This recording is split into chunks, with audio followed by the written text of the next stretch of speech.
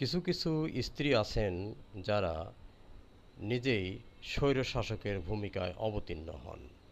স্বামীর কর্তৃত্বকে খণ্ডন করে নিজেই দণ্ড হাতে নেন, শাসনদণ্ড হাতে নেন।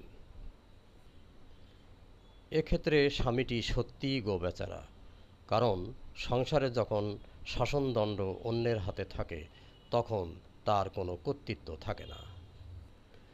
আর এক্ষেত্রে মনের মিল তো স্বামী স্ত্রীর মধ্যে থাকেই না।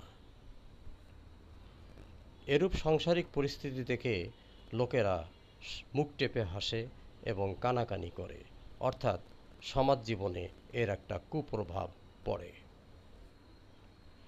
এরূপ সংসারে সন্তানদের মন মানসিকতার বিকাশ ঘটে না এবং সৃজনশীলতার বিকাশ ঘটে না এবং সংসার হয়ে ওঠে একটি মরণ জায়গা।